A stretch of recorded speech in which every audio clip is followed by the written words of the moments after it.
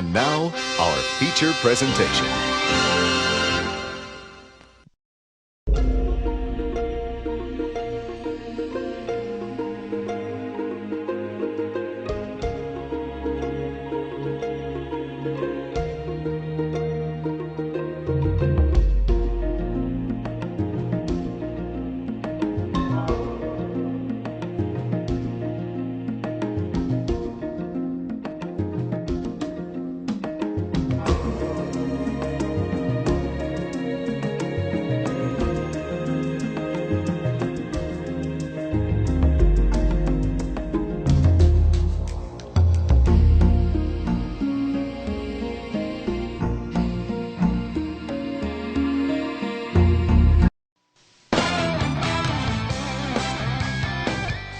Now, the American Gunsmithing Institute presents another instructional video on firearms design, operation, maintenance, and repair.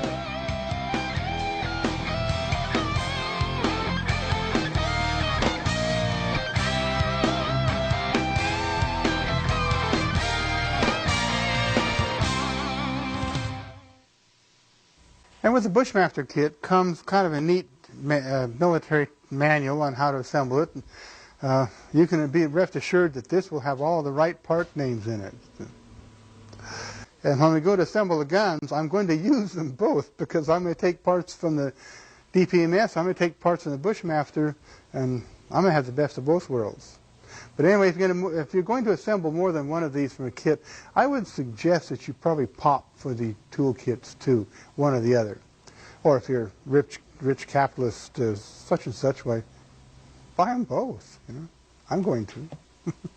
We'll get started. This is a really slick tool, and it does something magical.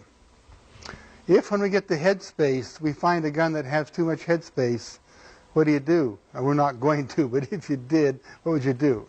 Well, in order to correct headspace, you have to unscrew the barrel extension from the barrel. They do unscrew. You need to turn it back a turn, one revolution, and screw it back on and readjust the headspace. So this tool, this gadget, fits in here and unscrews the barrel extension from the barrel.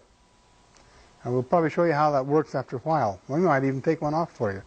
That job, though, is left best for someone who knows how to do it and has a lathe, because you're going to need a lathe to set a barrel back. I had trouble finding the hole, but I did find it. Doesn't seem like a happy camper, and it is not a happy camper. I have shaved some metal in the receiver right here. I would indicate there's something sharp on the bolt stop, and I feel it with my thumb, my finger. It's right there. I doubt that you can see it on TV. Right along here. Oh, you can see that ridge, can't you? Oh, the miracle of video.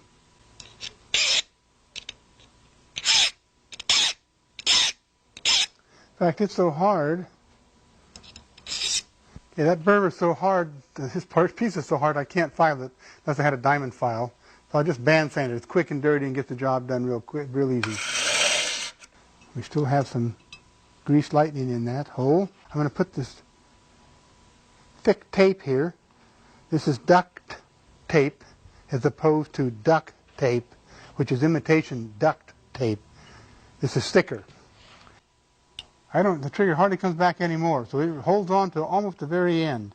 The primary sear, the end of the trigger, will wear, or the full cock notch of the hammer will wear, become negative, and then it'll tick it. When you let go, it'll slip off with the secondary because it's released, hit the primary and push it out of the way and fire the gun. So you go bang, bang, bang, bang. That's against the law, amongst other things. It also wastes a lot of ammo. Now we're ready to put the safety in. Put the juice in the little holes.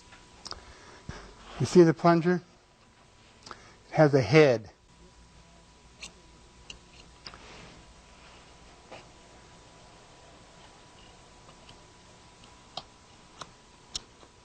I hold it in, now I have to drop this screw in, and some have an Allen screw and some have a screw. This is a screw or slotted screw head.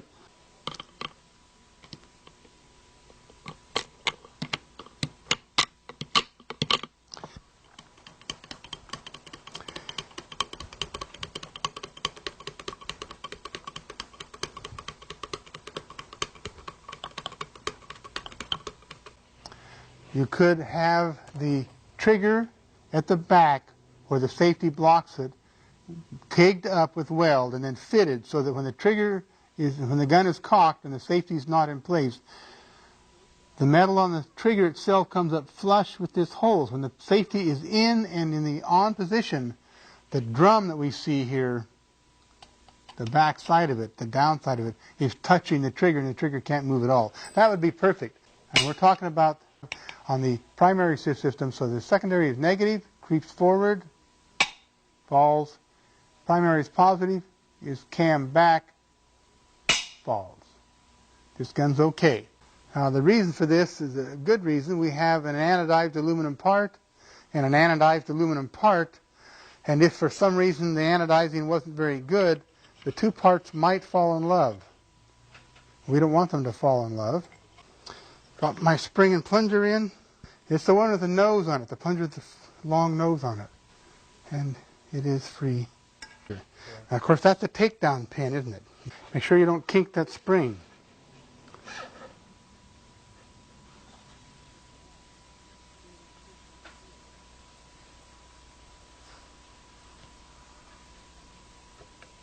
It's usually easier to put it in so that the flat lines up with that peg, and then just kind of turn it as you push it in past it, and then it'll kind of stay put for the next guy. And we'll put this bugger together. Now, some of the kits that you get will have,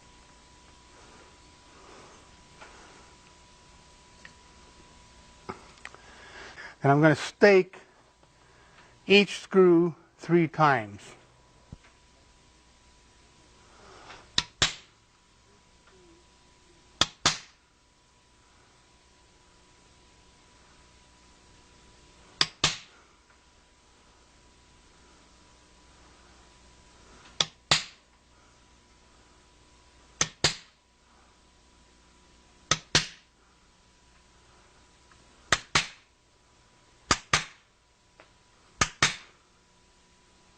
Good. And that little blue thing that you see there, the seat, is not terribly important on a semi-automatic gun. It's vitally important in a full automatic gun. If you're shooting a semi-automatic rapidly, bang, bang, bang, bang, bang, bang, for a period of time, this little bugger will come into play. What it does is it stops the harmonics of the spring, because every time the gun shoots, the spring is compressed by the extractor. As it comes down on the back to snap over a rim, which it'll do, it'll push the spring down. And after a while, the spring doing this, the coils in the spring start to do this. And if at the instant that the extractor must extract, the coils of the spring did this, it's not going to extract that case. So the rubber thing in the bottom here cushions that, so that now we have a double harmonic and we don't get a big one. And that's why it's there. So if you're going to shoot the gun rapidly, or if it's going to be a full automatic gun, you must have that piece in there. Otherwise you're going to get an occasional failure. Otherwise, you're going to get an occasional failure to extract. We have 2 on, and the slots almost line up. We don't want that, so I'm going to push that over like so. You don't want the grooves or slots in them to line up. Now, just slip this into the bolt carrier itself, compressing the rings if necessary, and it will be necessary. I just found a staple. Then I push the cam pin in.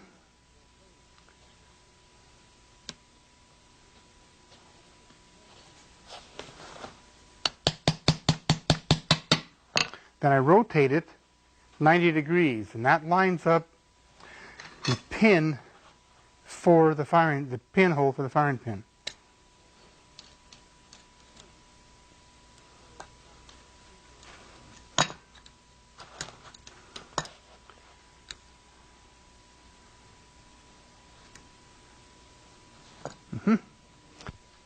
We drop in the firing pin. These balls are smaller than I'm used to. And a ball and a spring, or a spring and a ball, through.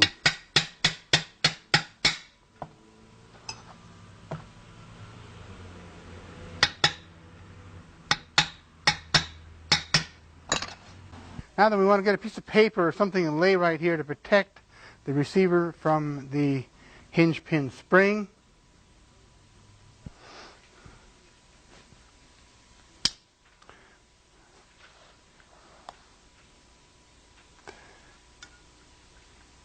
Well, I hate to do this, but I must apologize. I sold you down the garden path of life. I told you to put the ejection port hinge pin through with the groove going to the back of the receiver. I've done it before. It goes to the front. It goes this way, and you don't need to take the C-clip off the pin.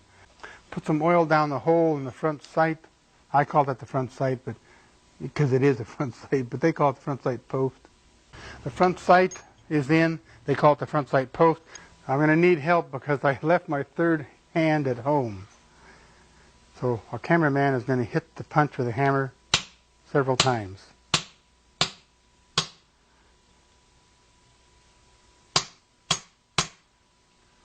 And you see it's spring loaded. And when those line up, the front and rear sights should line up. And in this case they do. I'm happy with that. Now I'm going to put some magic oil on that.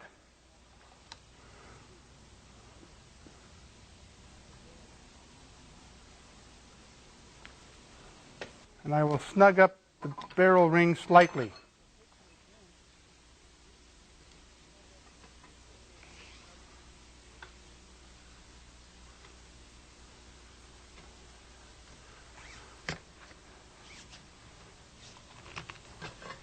That's not very tight.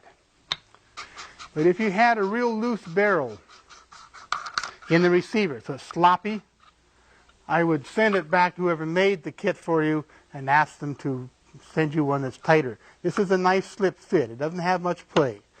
Now it's not that it doesn't have any play, it does, but just a few thousandths. It's a pretty good fit, and that's what you want. If you have a loose, sloppy fit, the barrel can move in the receiver, and since one sight's on the barrel, one sight's in the receiver, you're going to have a larger group than you would have if you have a snugger fit. This is a good fit. This gun is designed with quite close tolerances, and the ammo is designed accordingly. Mil-spec ammo is tighter than sporting spec ammo. I don't know about 223, but in the other stuff, the spec is much broader than it is for 223.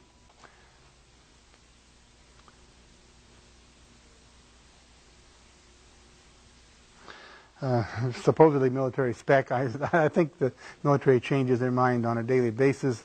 And you must always have the protrusion 10 thousandths less than the diameter of the pin. Now it can be less than that, but it can't be more than 10 thousandths less than the diameter of the pin. And that's on any high intensity cartridge. And you check it, I think you're going to find these guns are very close to what this one is, very close to mil spec.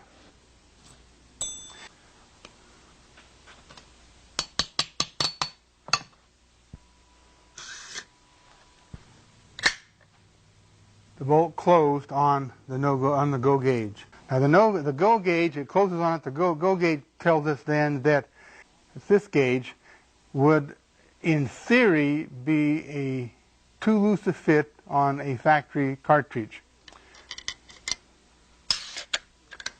And it closes on the no-go.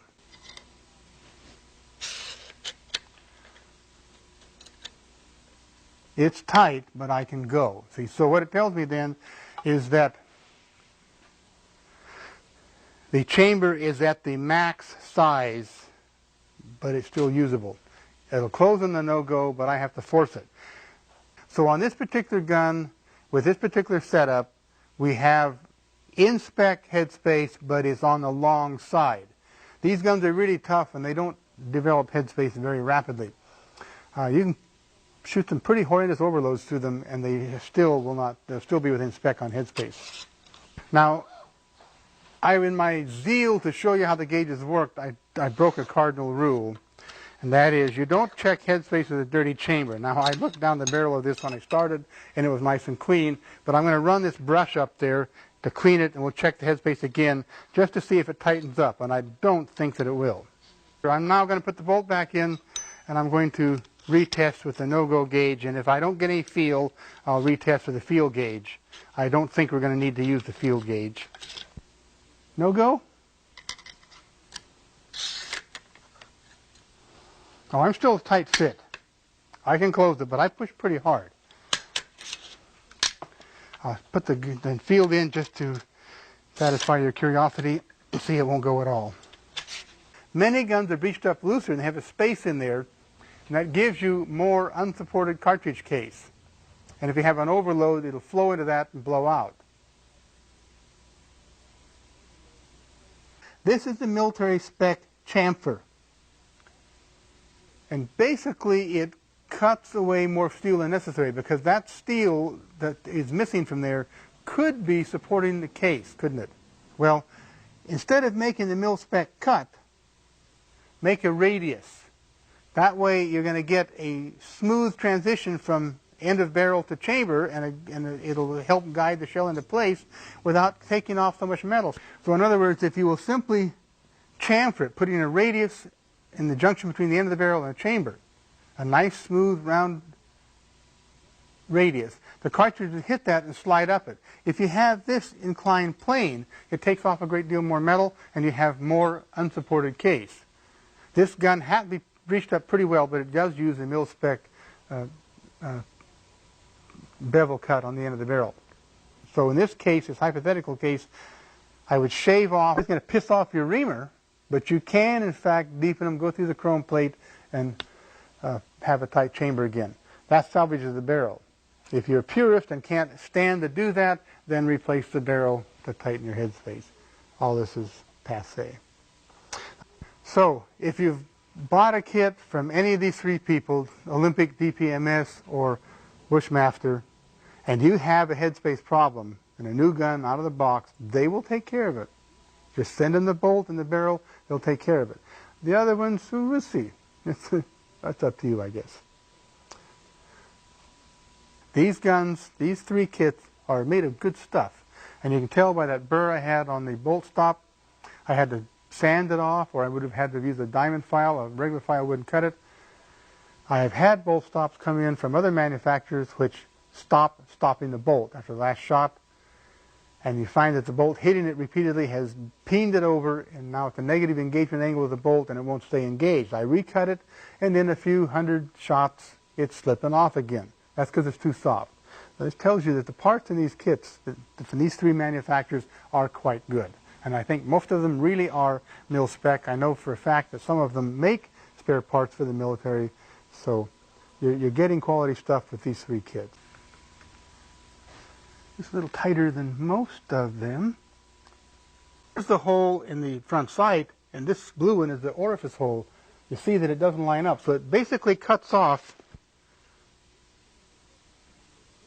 that much of the orifice hole. So you're losing that much gas. Well, the tapered pins hold the front sight in place, and it's not convenient, not practical to move the front sight forward to engulf all of this hole, or back if that may be the case, or side to side, but usually it's fore or aft where it's off. What we do is we take a file or a burr and we mill this hole back. We taper it so that the hole at the bottom of the barrel where the bore is does not enlarge, but we roll it back. So right now we have a hole in the barrel like that. Have a front sight coming down like that. What we do is we go in and mill or grind out on a taper the hole in the front sight, so that now the hole in the orifice is unrestricted. The gas will flow up here and then be deflected up onto the front sight instead of being cut off like it was when it's straight down. See the difference? That doesn't happen often, but it does happen. I've seen it with Colt, and I've seen it with several brands of aftermarket, and there have been quite a few. I have not, in all honesty, seen it with the three brands we have here today. The headspace was a little tighter than on the DPMS. I would say about 0.002 tighter. I didn't really precisionally, shall we say, test it, but yes, it was. You couldn't quite close it on the no-go, where you could close it on the no-go on the DPMS, but it was snug. On this one, it was too tight to go, but it kind of wanted to start, so probably a couple of thousand. These pinholes went through the receiver straight. I didn't have to caulk anything, fudge anything, drift any holes. They went together well. I would say, believe it or not, probably as easily as a Colt in that respect. They were right. The receivers were right. Both the upper and the lowers were. I had no problems getting the upper and lower receivers to fit together. So they are pretty well held to tolerance. They went well. Now these guns are all post-ban guns. There's some things you need to worry about on post-ban guns. Some states vary. California is one of them, but there are others. You can't have a muzzle brake. I mean, you can't have a flash suppressor. That's that. Some states say you can't have a threaded muzzle. Unfortunately, a lot of muzzle brakes are threaded on. In fact, most muzzle brakes are threaded on. So they have to cut a little slack here and there. But if you put a funny-looking muzzle brake on a threaded barrel on one of these things, somebody might bite you. ATF says that a muzzle brake has holes and or crosswise slots in it. Flash suppressors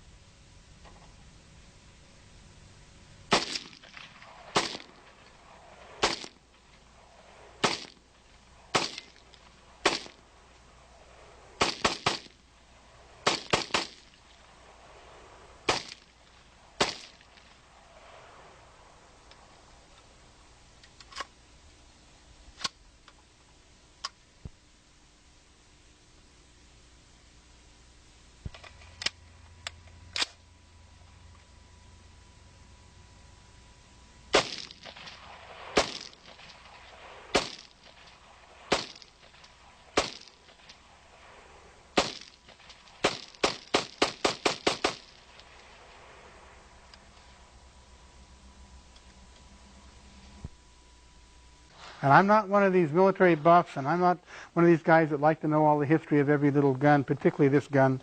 I saw it hatch, and I've seen its variations, and they're all the same. But to some people, they're not all the same. So for those of you who really care, we have some books that we can show you, made around 1966. This would be a perfect companion for it. And it's interesting to read.